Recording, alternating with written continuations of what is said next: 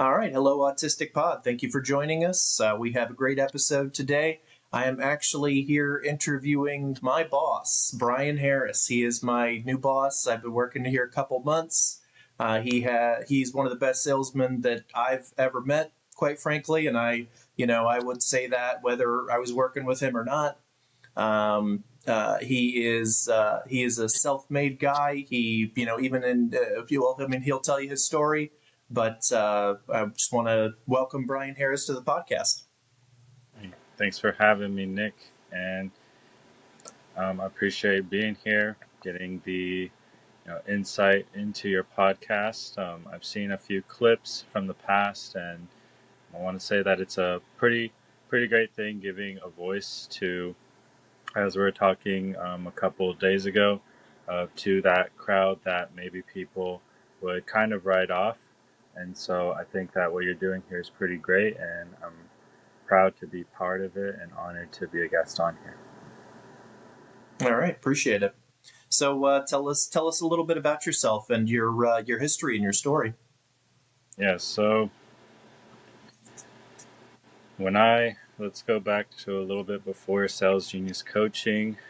We can go back to how I first got started in business.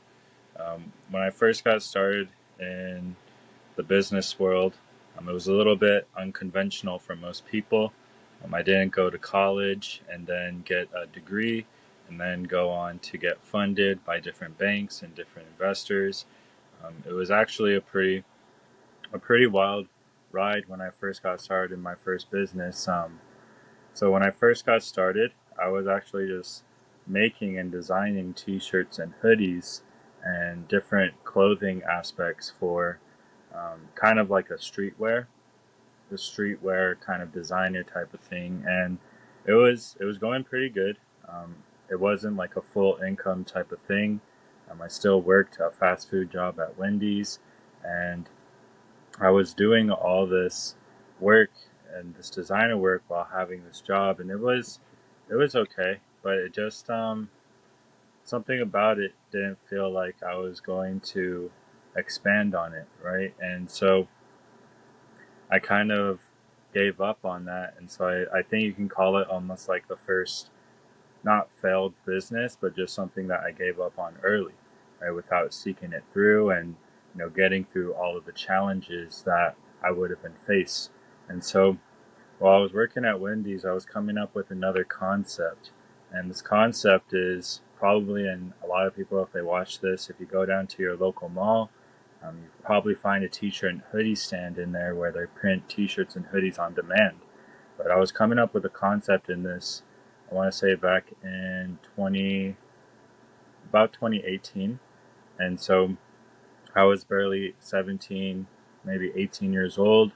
And so I would take my breaks at Wendy's and I would come up with how to write out the sales scripts, how to write out the boards that we use, everything down to the machines and what we would be for our target market. And this Egyptian guy comes around and he's taken an interest in my work, and he comes to the restaurant every so often.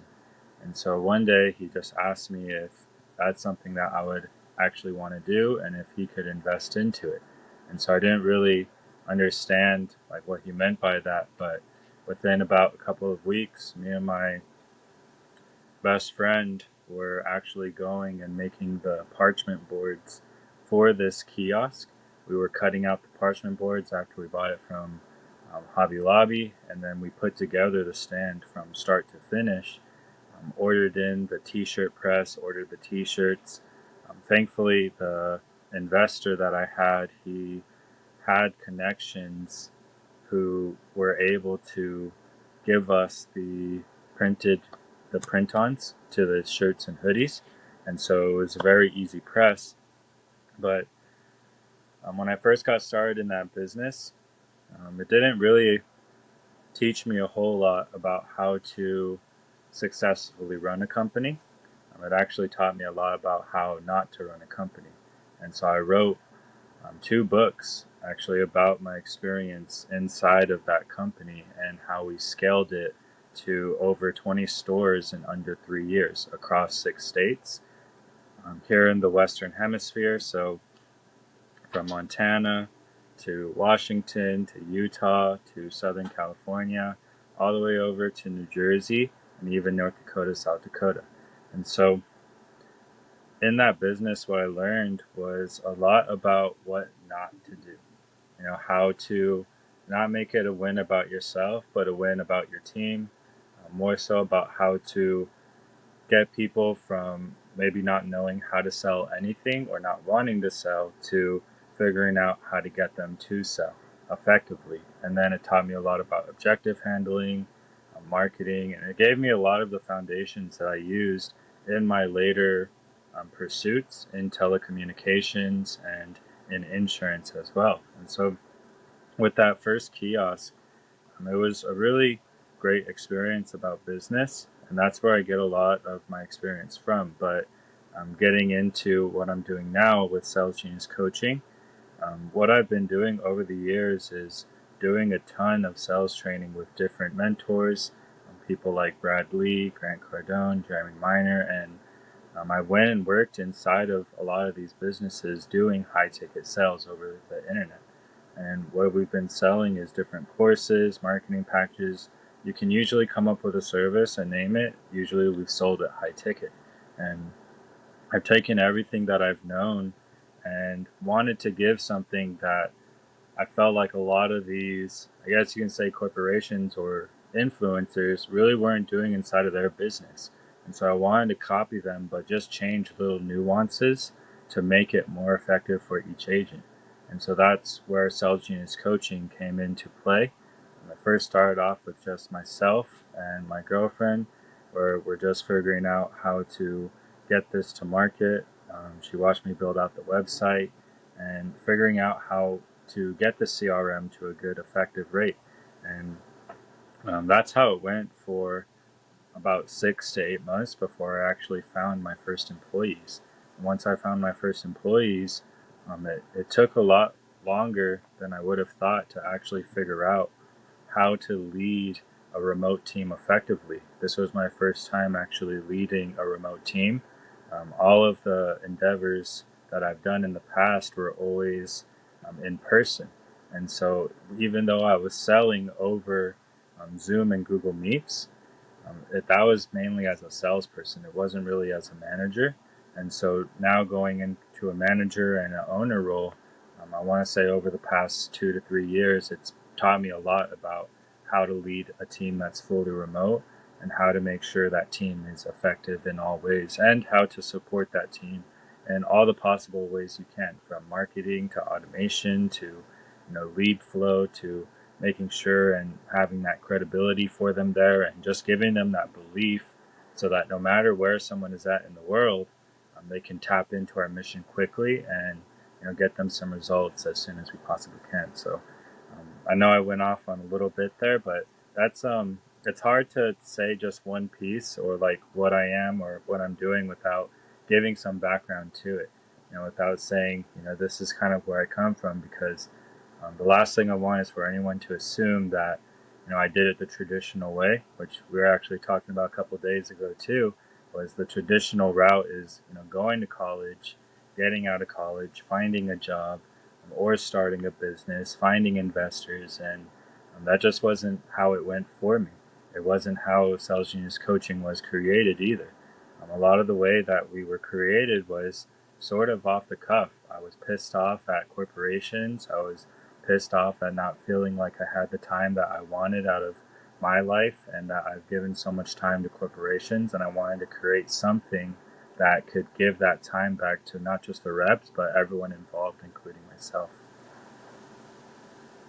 No, absolutely. And I mean, it's a great organization. I mean, you're so easy to work with, and you're just such a wealth of knowledge. I've never worked with anybody who has an answer, and if they don't, then they go and ask and they look it up and they find out. But I mean, most of the time, I mean, I've, my history, 20 plus years in sales, I mean, most salesmen, most sales managers, most CEOs, most owners, they don't know what's going on with their business. They don't know what their reps are doing. They don't care as long as the bottom line is growing and positive. They don't care about about their reps' well-being. They don't care if they're working them too hard. They don't care if they're getting the knowledge that they need, because they'll just bring in new people. That's the answer in the corporate world, is that just, oh, you can't do it, well, somebody else will. It's not my job to train you. you know Right. Right. I've and seen yeah. a lot of managers give up on, especially with a large known telecoms retailer that I actually worked with. As a manager, I've seen a bunch of other managers just not really caring about the performance of their reps. And a lot of the reps' performance was tied to how much money they were earning and how much money the manager was earning. Right? Not a lot of them really cared about that. And so for myself, I've taken people that had no sales experience really at all. They've had customer facing, but their livelihood never depended on them making sales. And I turned them into the best reps in the country, enough so that we were able to go to Cancun. My girlfriend and myself were able to go there on a president's trip, because we were the top 5 leading stores out of 3,000 stores in the entire country. Now, keep in mind, this population of the store that we were running was actually in a population town of barely 10,000 people, barely 10,000 in the middle of nowhere, Wow. Wyoming. And so, if a little store like that is able to do that with that little of a population compared to somewhere like Billings with over 100,000 people, and I think it speaks a lot to the processes that managers have in place or corporations rather than just solely hoping that something will work. And I think you're completely right about people saying it's not my job to train you. That was a lot of the tone that I seen in those managers with that big box retailer. Yeah. And I mean, sometimes they probably don't even know how. They just got there by either failing upwards, or just all through the corporate world. Just got hired in.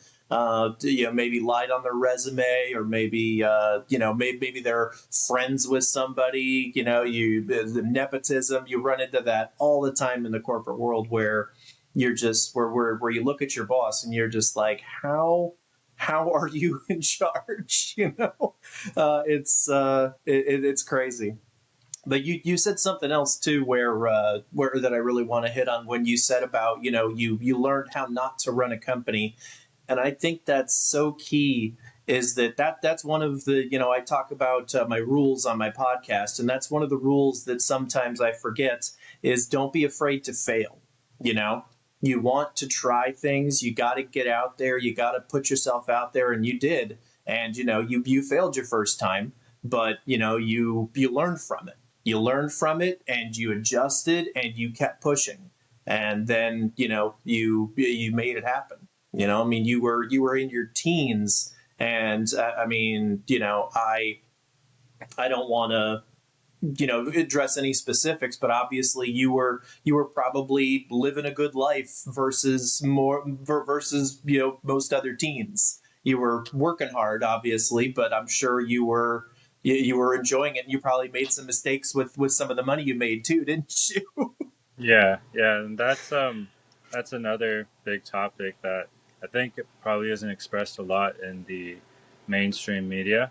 Is a lot of people tell you, when you're growing up, or if you're a sports or an athlete or whatever it is that you're doing, and a lot of them always talk about, what if you fail, then get back up and try again, and get back up and try again, keep going. But not a lot of people talk about what happens once you do find that success, and what do you do then, right? Because that's what I experienced a lot when I was finding success with my first company. What I found was having this excessive amount of money, um, being in my control, and having this type of power at a young age, it does a lot to your character and to your mind. A lot so to where you feel like you're a little bit elevated to some people. You feel like problems that a lot of other people your age you don't really have to deal with, which is true in the money aspect. right? And also in the aspect of who am I? What is my life goal? What is my mission? I kind of had that a little bit more figured out than most people my age, right? But what I also seen that I didn't have control of was desire, right? The desire for, let's say, for drugs. That was a huge issue when I got my first company off the ground. Was I had a really bad habit of spending my money, whether it was weed, alcohol. We can get into illegal substances like cocaine and other things, which it just wasn't very productive for someone who was leading a company like that, right? And so there's days where I'd come in after like a night or weekend binge, and then I'd just be entirely pissed off at my team, right? When they were there to just be productive and lead their jobs in the roles that we hired them for. Mainly they were my friends, and so it just really created this dogma or this kind of dramatic relationship that I really wish if I was able to go back and maybe change one thing in my life, it would probably be that. It would probably be that one thing would be to go back, change that I ever really got into that phase of habitual substance use and lean more into kind of therapy, psychiatry, and then getting the real help that I needed. Because most of it was running away from problems, right? Because in my youth, not to go off on too much of a tangent, in my youth, No, go for it. I had a lot of issues growing up. Right, we had issues coming from a small town. My dad left when I was about 9, 10 years old. It was my mom raising 5 kids pretty much on her own. I had a little sister, a little brother, and so I didn't come from like not even a normal background, I guess you can say. And a lot of the times, because I was living near a reservation, we were dealing with a lot of poverty stricken things. And so I brought this into my first business, and I had this, I want to say, like a not always going to be there mentality. If I don't use this cash, then it's going to leave. Right. And so I always had this thing of like FOMO, trying to get in on the biggest parties, trying to get in on the biggest moments, trying to get in on cashing in on my youth. And for a time, it worked. But after a while, I figured out in that business I just wasn't happy anymore. And thankfully, some other things were conspiring with my business partners that I was able to exit peacefully, and I wasn't really tied down to that position. And so, when I go into kind of that use of my money, whenever you find success on that business side, I want to say that the next step is to figure out how you can still self develop. Try not to get into the pursuit of entertainment or the pursuit of, I guess, dopamine, because it's a pretty bad road that you can get onto. No, absolutely. Yeah, it's interesting that you say that, that your dad left and that you had the kids. Did you kind of have to take on a role of dad or Well, thankfully, I had 2 older brothers, and so it seemed hmm, like more so they took on that role. But it was, once they were out of the house, they were doing their own thing, whether they were in college or going and pursuing other interests. Um, Me and my little brother have been really close when we were growing up. A lot about my family when we were growing up was, there was a lot of things going on where maybe we weren't doing the best things that kids were doing at that time, mainly in the thing of like, I want to say selling drugs could be one thing, and so my family was really involved with this, like, I want to say a criminality mindset. And so when you grow up with that criminality mindset, it's really hard to break away from that, which thankfully with my first business, I was able to finally break away from that kind of mindset and get into a more productive stream of this is the character I want to be, this is what I want to do with my life. But even with that, my family, for a long time, it was really hard to get them out of this. We need to scrounge and find all the discounts and figure out how to, sell drugs to make more money and how to I guess, manipulate people to sell these drugs. And it's a really hard mindset to get out of. And being one of the first ones to actually get out of that and be the one to say, I don't want to do this, I want to say it led the road for a lot of my other family members. Well, that's great. And I appreciate you, being open and sharing that, hard history. Yeah, it's I don't talk too much about it in obviously our training calls, just because I focus on the Yeah. sales aspect. But a lot of people wouldn't really recognize that when they talk to me, is that past that I carry with me that I actually still focus on today. And there's a lot of things like compulsive disorders, maybe OCD, maybe things like that just have followed me for such a long time. And I know that if you don't get help for it, then it's never going to be fixed. So there's no such thing as wrong as asking for a little bit of help. Yep.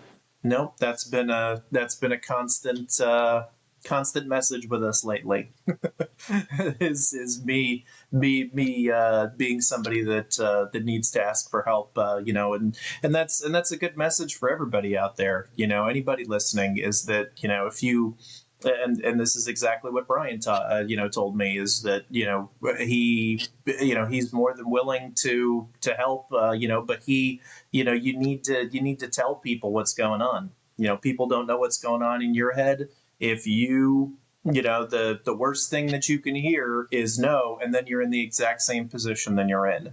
But if you ask somebody for help, and they're somebody who has the means to help you, and they're a friend, or they're somebody who wants to support you, then you never know. So don't be afraid to reach out for help, especially if you're going through tough times, especially, if you're, now it's my turn to open up my demons. Last year, I've talked on the podcast many times about how last year I was, I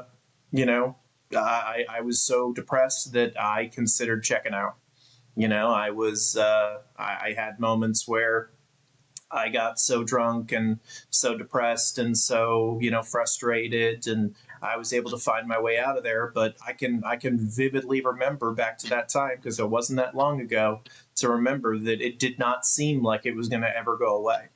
It did not seem like anything was ever going to change. But I did ask for help at that time. Not that, you just don't want to wait too long. Luckily I was able to catch myself and send out a Facebook message, and a few friends reached out, people that I rarely speak to, but they heard me, and they listened, and I got together with my family, and we had some conversations, and that led to me being more close to my mother than I ever was, because my mom never understood, because I was never diagnosed as autistic. My mind is just always racing. And so we were at a basketball game, and I told her, I'm just looking around and I'm watching people just watch the basketball and just kind of sit there. And I said to her, I was like, I feel like most people, when they watch this basketball game, they're just like, look at him bounce the ball. Now he shot the ball. Oh, he missed. Oh, get the rebound. Me, I'm going, oh, I wonder what offense they're running. Oh, I wonder who the player with the best shooting percentage is. Oh, I wonder what this is. How many rebounds are they gonna get? Is anybody gonna, my mind is just always just rattling off, and I can't even give it justice, but on anything. And this is just proven by neuroscience that, autistics and neurodivergents, they have more synapses in their brain firing, so they just have more thoughts, and it's just you have to try to negotiate with that. And that's why sometimes when you talk to somebody who's neurodivergent, it takes them a second to answer, because they have to process that and silence all the rest of the noise and say, how do I want to answer this without coming across crazy or unhinged or whatever? How do I sound normal?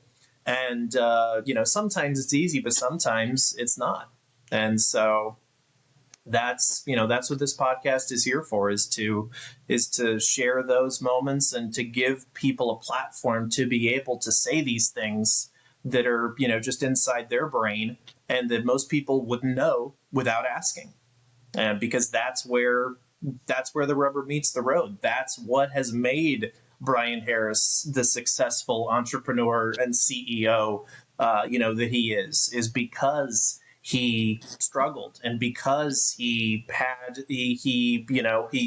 probably saw his brothers take on that mantle. And you probably respected that. You probably learned a lot from them, seeing them, lead as younger, adults, instead of seeing your dad do that. And then you probably, that could have been was instilled in you. This is just, pop psychology. I mean, there's probably some truth, there might be some untruth, but that's, and now I'm just off on an ADHD tangent. Now I've lost my train of thought. So we'll go No, you're back to you, okay. Bryan. No, you're okay. So, yeah, when I was, there's a lot I can get into about my childhood and growing up, but you're completely correct about when I was, I want to say about 16 years old.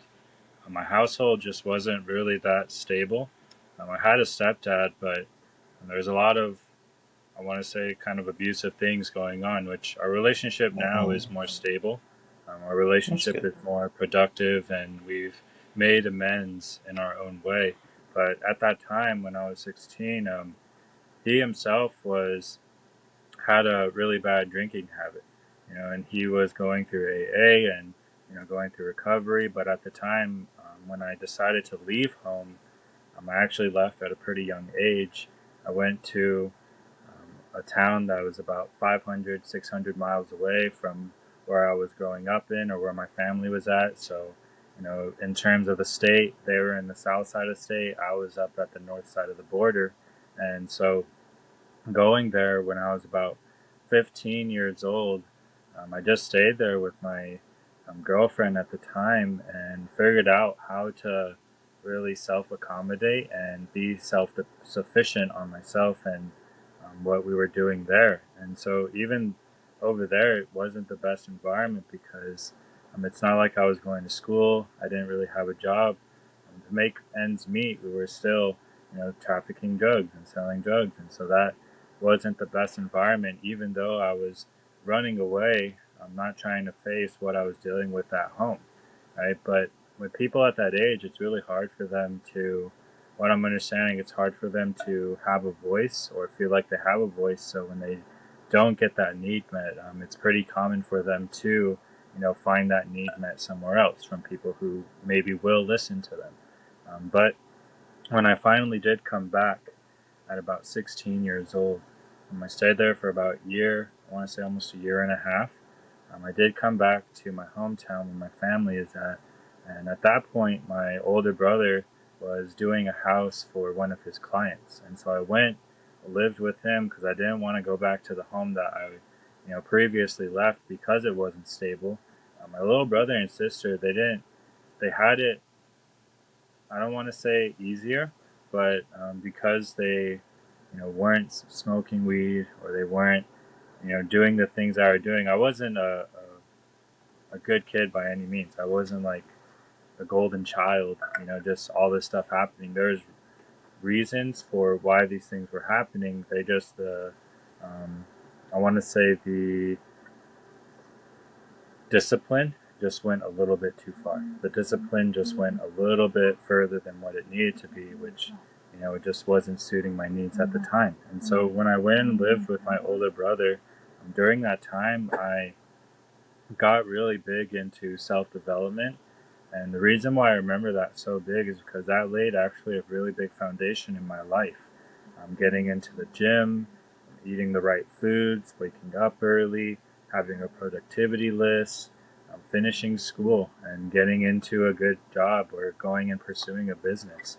At that time, I didn't really have any aspirations for starting a business, but after living with him and doing those things, like waking up at like 4 or 5 a.m., he would just turn on my light and tell me, come on, it's time to go to the gym.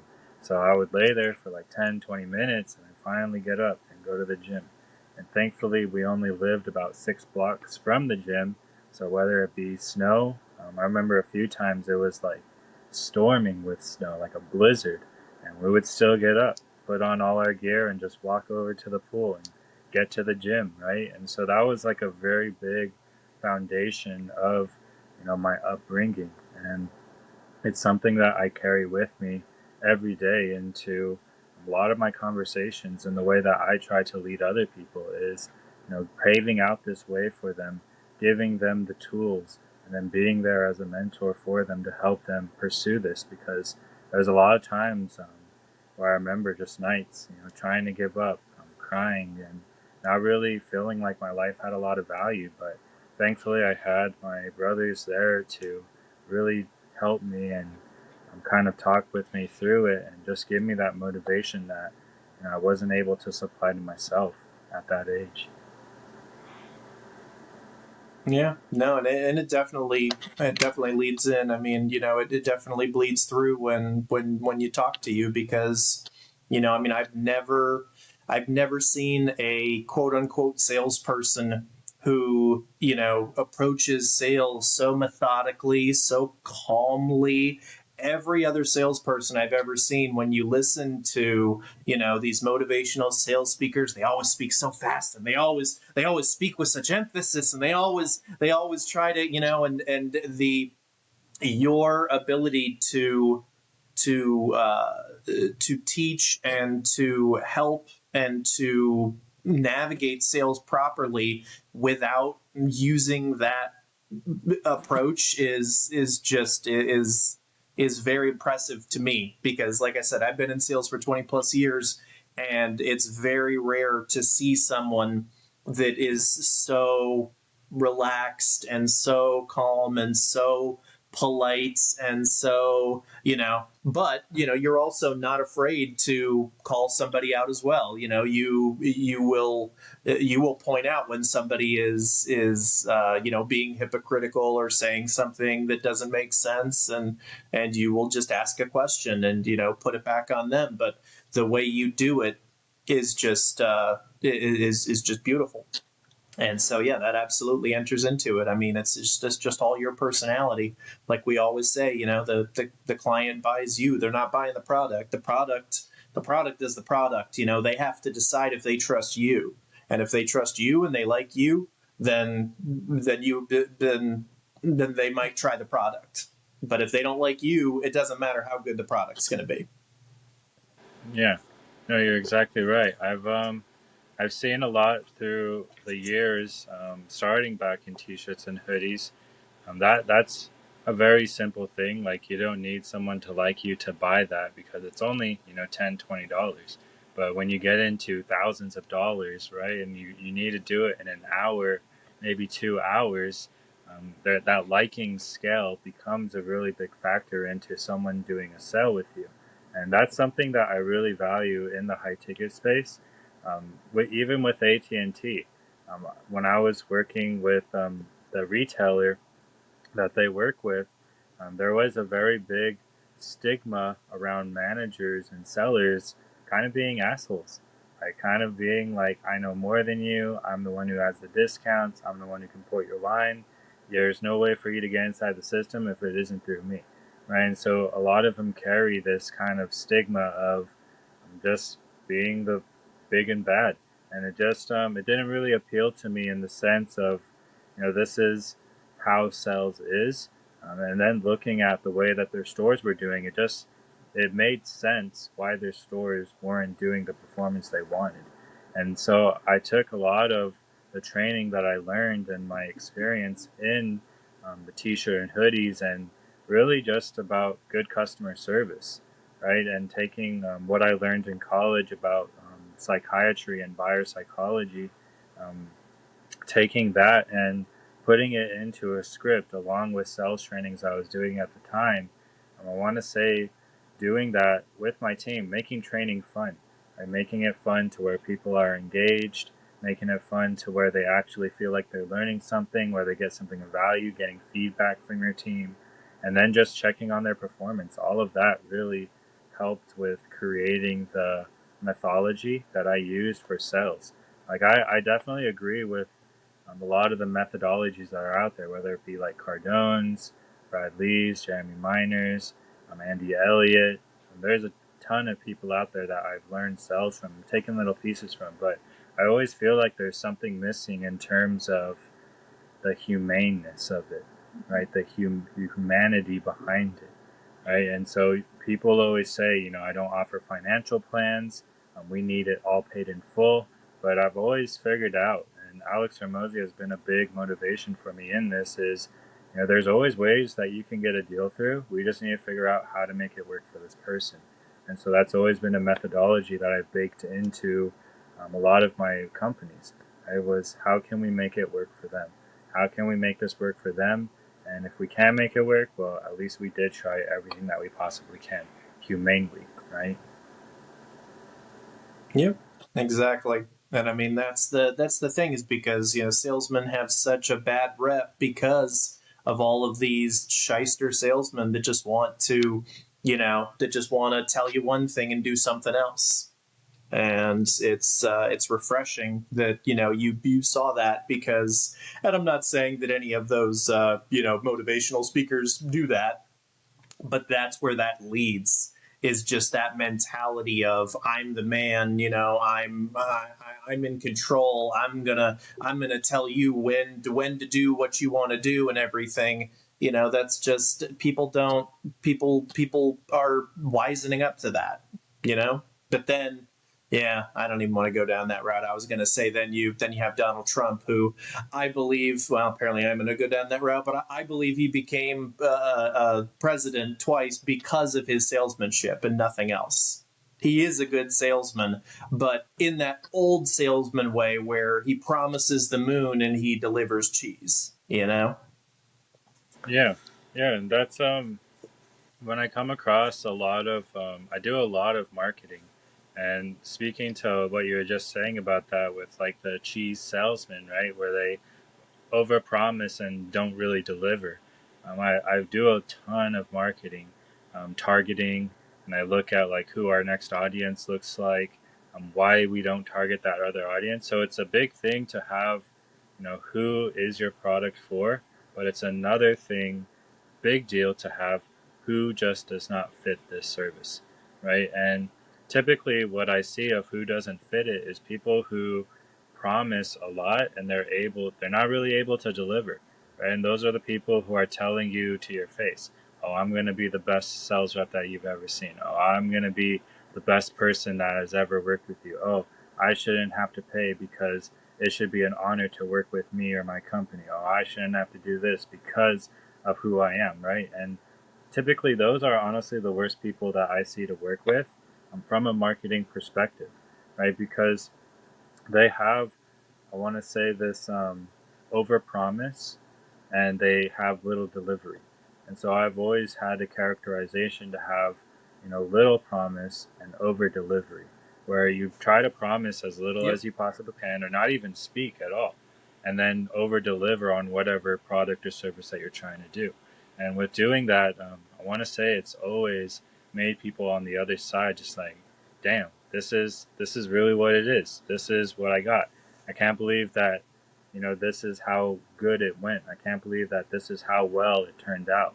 And so I really respect that opinion of saying, a lot of politicians, they are, I want to say, trained in that old selling perspective, which doesn't really work anymore. Right? Headlines help and marketing helps, having those rallies help, which that always gets the people ramped up. But when it comes down to them actually getting into office, they have that old kind of car sales mentality where they give you a lot on the front end, but on the back end, you're getting screwed over by financing, right? But the thing that sucks is that you're already driving the car 2 years into your contract or your term, if you're a politician, and now you're starting to see all the red flags. APY is starting to hit you. So I like how you gave the similarity to sales to the politicians. I think that's a big deal. Yeah, I appreciate that.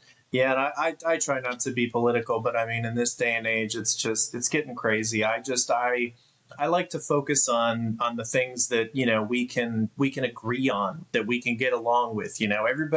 Everybody agrees that children should be educated properly, protected, taken care of, raised in the best environments. Everybody can agree that if you want to be religious, you should be able to practice your religion as long as your religion doesn't wish harm on other people. Everybody can believe that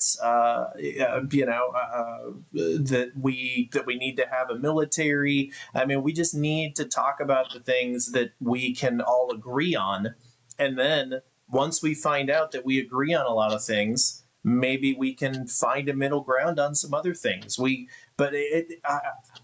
do a lot of I do a lot of internet, just chatting and posting, and I talk a lot on threads.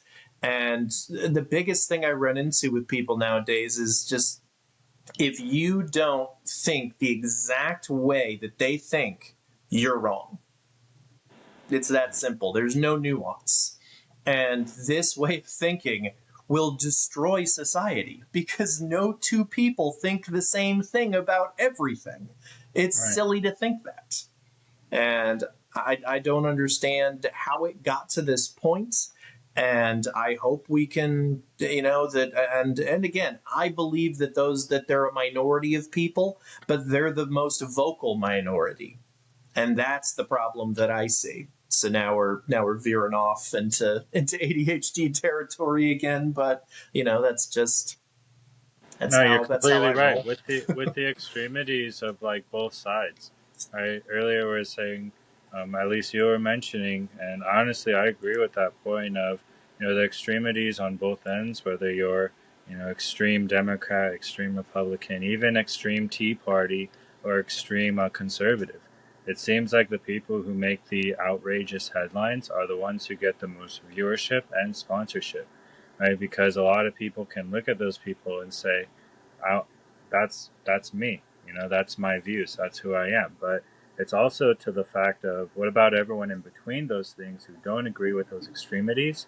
They're not getting the sponsorship or the I want to say the headline credibility like those extremities do. And if anyone who watches this in the future, because I know this is going to blow up one day, right? Whether it's tomorrow, in a month, a couple months, a year or two, however long it takes, I know that someone's going to be watching this in the future.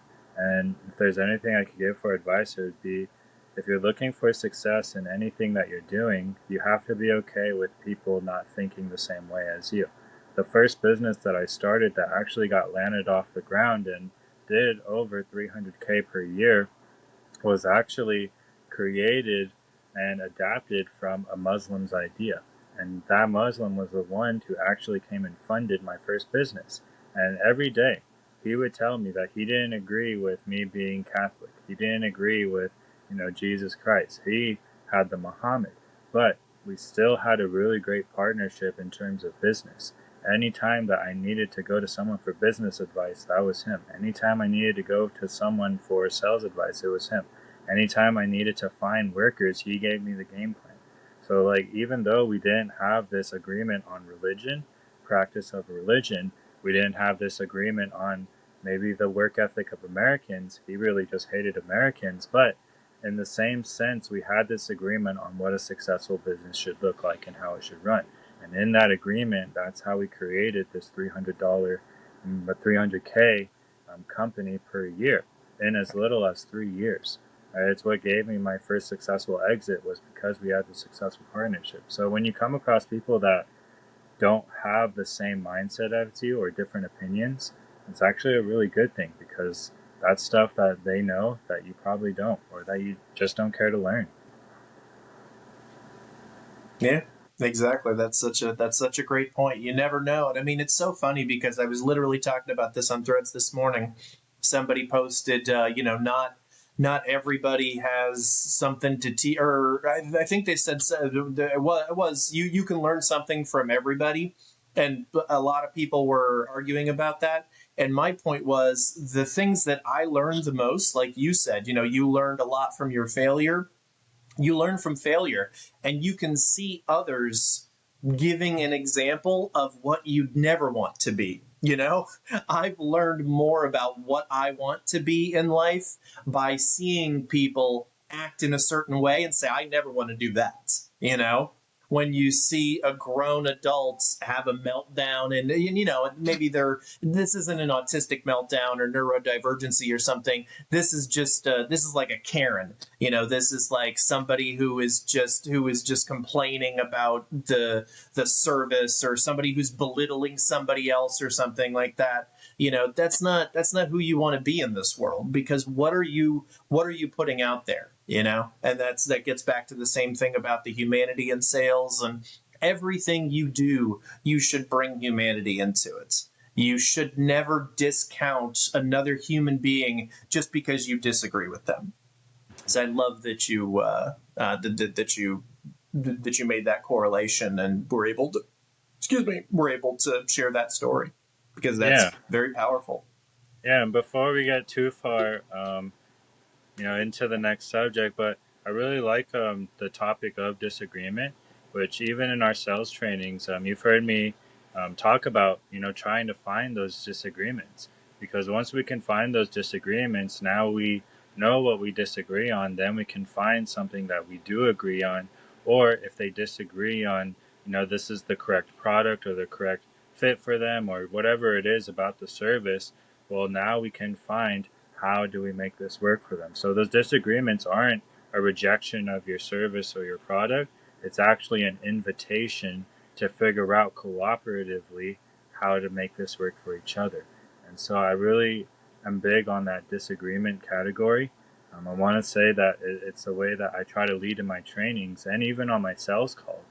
When we had our first interaction, there was a lot of tension and disagreement in there, which I want to say a lot of less savvy salespeople would croak at the first disagreement, or they would get pissed off, or they would get depressed, or they would see it as rejection and get off the call, or whatever it was. But um, I remember the line that you're saying was that you were really thankful that even though we had these disagreements, that I still stayed on the call and that we were able to figure out a way to make it work. And so that was a really big indicator for me that disagreements are something that we need to find in all of our relationships and all of our pursuits and even our sales calls, because that's an invitation to make this work for each other. And if you can't do that, then maybe there's some training that you need to do as a salesperson, or even as a person in general. Whoops. All right. Well, we lost Bryan. We'll have to pick that back up. Maybe I'll edit this out.